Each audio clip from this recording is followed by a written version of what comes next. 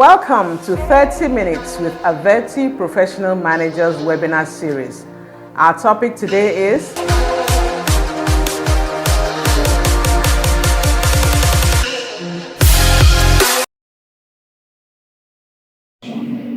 So let's look at some common accounting challenges of SMEs and their solutions.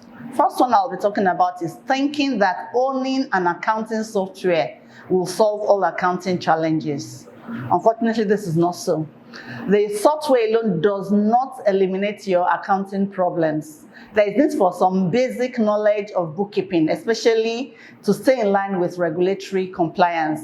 I had a client who thought, obviously she was very, very intelligent, who thought because she was intelligent and she could go around an accounting software that you really don't need an accountant to use an accounting software. And so she had she was always giving the accounting work to non-accountant, thinking, isn't it only about software? Apparently, you can guess the end result of that, complete failure, because it was the whole accounting was in chaos. So what are the solutions?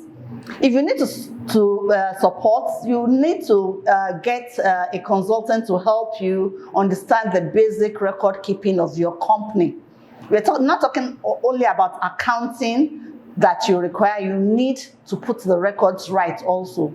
Then you must have a baseline of knowledge to be able to manage your records and run your business. If you can do this, you'll be on to a good start. The second one is not making changes in your accounting process and software as the business evolves. I'll start by saying that some people think they can just maybe copy somebody else's software and start using. Not so, because each business have their unique features that needs to be brought into the software for it to work adequately for the needs of a business. But having started the use of a particular software, as your business grows, the dynamics of your accounting system usually will change. What you are using as a startup may not be adequate by the time you are fully established. The system will likely become outdated due to maybe you have increased customer base, your software may not even be able to accommodate your new customer base, and then you may have some industry-specific issues that may need to be brought into your accounting software to save time. These changes will definitely impact on how your accounting system would work, and if you keep on using the old one, then you'll be shortchanging yourself.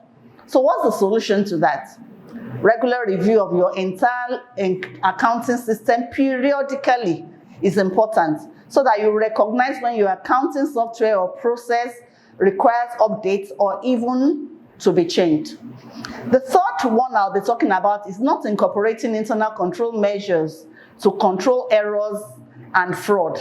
If you did not attend Averti Professional Manager webinar on internal control, I'll suggest that you go and check our website and be on top of that, because we did that and it will be very, very important. It will be very useful for you. So to go on, experts say that the difference between errors and fraud is a question of intent. Whether it's errors, whether it's fraud, as an entrepreneur, you don't want any. And accounting errors and fraud are serious issues for all businesses, but especially for SMEs. Why? Usually for SMEs, a lot of cash changes hand. And then you really usually cannot employ that caliber of staff that you pay that much that may not be looking at small money to appropriate. And so errors, fraud, usually are very common with SMEs. Unfortunately, this undermines the decision-making process. It leads to financial losses and eventually the business collapse. If you talk with many entrepreneurs, what you'll realize is many do not do well because they are just, they have problems with staff who get involved in fraud. Where the risk of fraud is low or non-existent as it is in some company, accounting errors can still be a problem. Why? One small mistake in recording a transaction can lead to losses, can lead to penalties, and you really don't want that. Common accounting mistakes you can have is like recording 2 million as 200,000. One single zero can cost you a lot. And so you realize just how important this can be. So what are the solutions? Establish internal control measures to prevent and detect errors and fraud. You have strict supervision of account posting and procedures, plus internal audit or spot checks. Internal audits are usually done by the big firms, but if you're a small firm, you can have somebody come in periodically to check your books. We call it spot checks, and you use external consultants to do that. I must say at this point that your once in a year audit will not take the place of internal controls. The last one is that accounting processes need to be tested and reviewed periodically to ensure that internal control measures are still in place and working efficiently. The truth of the matter is, no matter what you put in place, a staff that is smart will always look at for a way around it. And so if you are comfortable with what you have, you may not know that somebody else has found a way around it and it is no longer effective. So regular checks are very, very important. The fourth one I'll be talking about is for many business people, they don't even know how well their business is doing. If you prepare accounts at all, usually people just prepare something that they get a tax consultant to prepare something just for tax filing.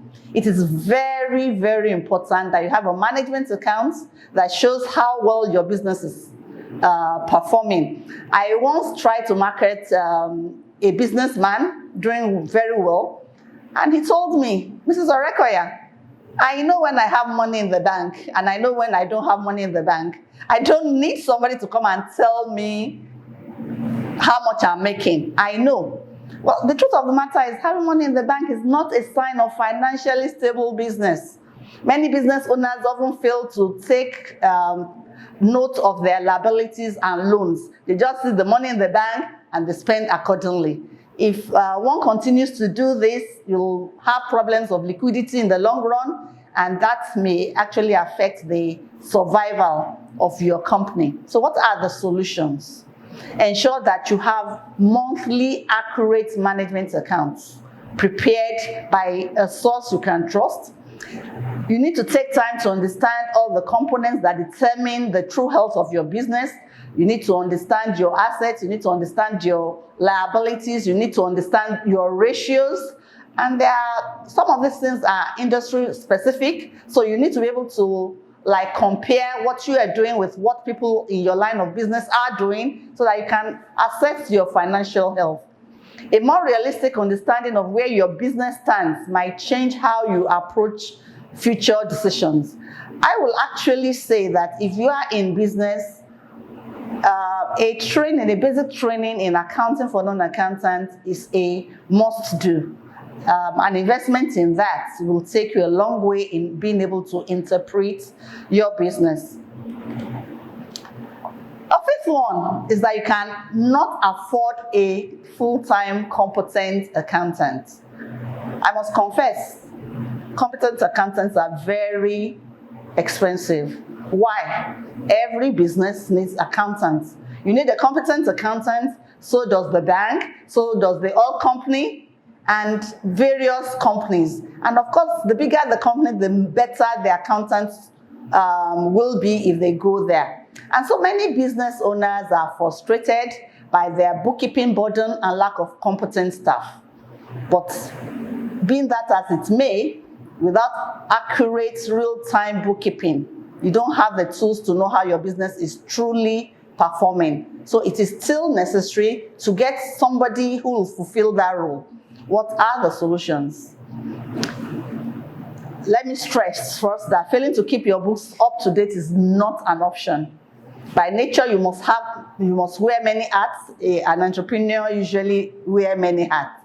A mistake many of them make is thinking they can add accountancy to that hat. No, it will not pay you. Your time is better spent focusing on running your business while you get a competent person to run your business. So what you need to do is to partner with the right consultants if you cannot afford a competent accountant, and you ensure that accuracy and relevance of your financial information is given. Sixth challenge we're going to talk about is not making use of your accounting information, even when available, to make decisions that will improve your business. Accounting is actually supposed to be for decision making. If you do prepare your accounts, and I'm talking about the real management accounts, and you're not using it, basically you're wasting money. Generating your numbers is only the first stage. What do those numbers actually mean? How can you improve upon them? Those are the reasons why you generate them in the first instance. So you must interpret, analyze the figures, the numbers you generate for effective decision making. Some people do what other people are doing without knowing why they're doing it. I'll give an example. Somebody sees that other people are, instead of outrightly buying a car, they are taking facilities, or they are buying, using a loan, and you go ahead and do the same thing while you have excess cash in your bank account. The money they take from whatever loan measure you take is much more than what they'll be giving you for interest in the bank. A fast analysis of your account will actually point out to the fact that you have excess amount that can be used rather than taking a loan to buy some assets like many people do. So what are the solutions? Schedule time to analyze and interpret your management reports or consult with a professional. You should also be dedicating your time and energy if you are already actually producing those reports. If you are not using them, then you will not be doing yourself a good service. Number 7, mixing personal and business finances. No matter how many times I tell business people, they tell me it is not possible. It is a matter of ensuring that you keep these two separate. Under entity rule of business, the company and the owners are different. And so you should not mix your personal and your business finances. This prevents you from really knowing how much profit you're making. Many entrepreneurs pass off personal expenses into their business accounts. By the time the tax authorities see them, they will disallow. Because, like I had mentioned in one of our webinars, they look at the fact that the business expense must be wholly, fully be one of a business nature. And so what you really need to be doing is to keep your business account separate from your personal accounts. Don't use your business account for personal expenses. And if you actually even need to do that, then it has to be recorded and it will be posted to a separate account called maybe a current account, partner's current account, or director's current account. And that means you are owing the business. When you have money, you return the money to the business. The business and yourself are not the same entity. Another advice I give to entrepreneurs is that they pay themselves a salary and deposit it into their personal accounts for personal expenses.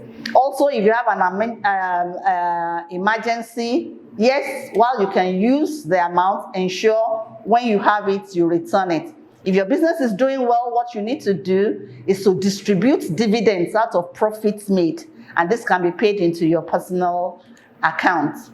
Number 8, not keeping your business receipts. How many times have you looked through your bank statements trying to figure out what a withdrawal was used for? Even for my personal account, sometimes I look and wonder whether somebody has actually defrauded me before I now remember. Not to talk about now having a business account.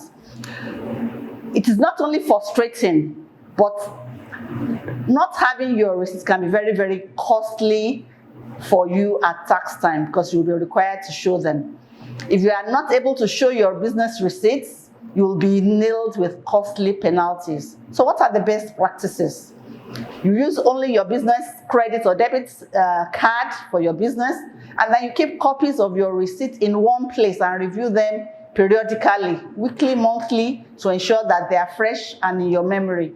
And lastly, you can actually use your phone to take a snapshot of your receipt at the time of purchase to ensure that you put the right caption under it and be able to record it subsequently as an expenditure.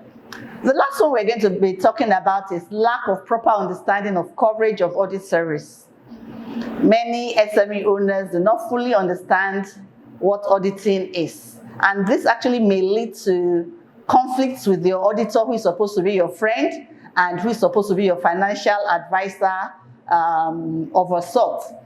Many business owners expect that once they have an auditor, he will automatically carry every other duty not included as part of audit. Just to recap, an audit is a statutory function to see whether proper records have been kept, whether proper returns have been received, whether your books show a true and fair view of the underlying records.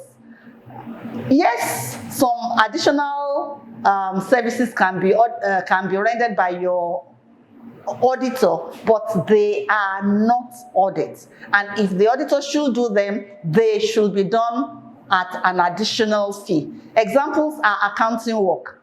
Postings, preparation of audit schedules and accounts are not audits. Investigation or detection of fraud are not audits. Yes, during the course of audit, your auditor may come across some things which they will bring to your notice, and you may now need to actually employ them to go deeper and find out the root cause and give you some solutions. But we must understand what the coverage of audit services. So what are the solutions? Duties expected of the auditor needs to be properly spelled out at the time of engagement. Same thing with engagement of tax consultants. The auditor may be the tax consultant, but the company may actually choose to differentiate between the auditor and the tax consultant. In fact, the law actually advises that your auditor should not be your tax consultant. So, ladies and gentlemen, we have talked about 9 common accounting challenges of SMEs and their solution. I'm sure as I was going on, you were seeing yourself in some of these things and haven't spelled them out. I hope you are going to take steps to ensure that you don't continue with these mistakes, and we are going to have better accountability. Thank you very much for being part of this seminar. God bless.